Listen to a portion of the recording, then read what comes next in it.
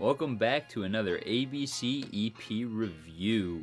Today we are running Murmurations by Blue Eyed Giants. They are a rock band from Brighton, UK, who released their first EP, Black and Blue, in 2016. And most recently, they released this EP, Murmurations, a couple weeks ago. Getting into the first song, Fade Away. This is a solid start to this EP. This song for me is a little bit weird because they've released this EP 3 times now. And this has been the last song on it for 2 of them, and now all of a sudden it's the start, and I think it does, starting off this EP, really good. Yeah, I thought it was just a really good song. It really went hard. I was not expecting this when when Connor was like, "I've got an EP for you to listen to." It took me out of left field, but yeah, it was really hard, but not too hard. It wasn't super hardcore. It just had enough oomph to it. I gave this song an 8 out of 10. I gave it a 7 out of 10.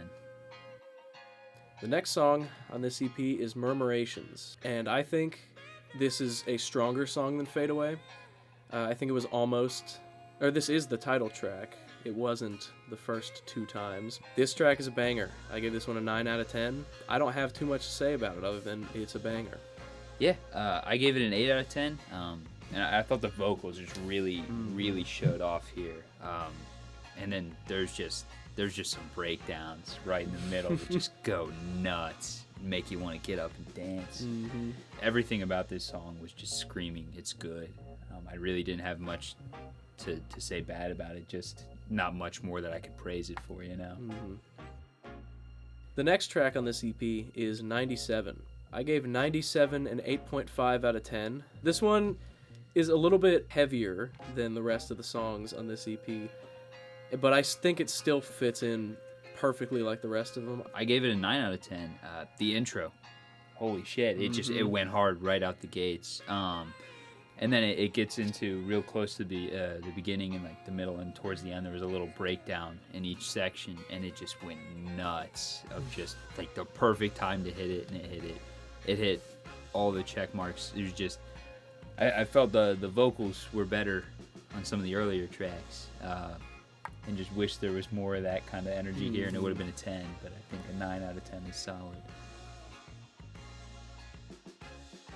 The next track on this EP is Expendable, and this is the one they pushed in advertising. This is the track that I heard first off this EP, because when they first dropped it as a 4-song EP, this was the first one on it, and I knew it from the first time I listened to it that was going to be the best track on here for me. 100% my favorite. I gave this song a 9 out of 10. They do this thing that we talked about earlier with the off-speed guitar at the beginning.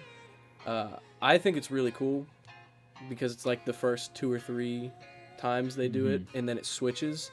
I like it, but it definitely caught me off guard at first, and I can see how you might be shitting on it here in a second. No, I actually gave Expendable a 9 out of 10 as well. It really all came in at the end. The last little bit of the solo at the end is just immaculate. The intro is what keeps it from being a perfect song, though. I don't like it. I'm pretty sure you're right. It's on the 1 and 3, and then it moves to the 2 and 4. Yep. If it would have kept the 1 and 3, it would have been fine. Or if it started with 2-4, it would have been fine. It's just that weird break. It gets into an almost jazzier style on a rock metal albums or EP. Yep. And then there's the end. Everyone is a slave to something. I gave this song a 7 out of 10. Not for it being a bad song, not that 7 is a bad score at all, but I think it's a little bit out of place on this EP. I think if this was a single or on a different project, it would have a much higher score than it does. But I think it's the vocals. I've been trying to piece together what makes it so different. The vocals, I think, are so different to everything else on this that I think it feels out of place. And that is my only issue with this EP. But this wasn't in the original release. This was the song that didn't make it, and it might be because I didn't hear it until later on this project, and I already thought I knew what it was going to sound like. But this one, it's not a bad song, but I don't think it fits, is my main note.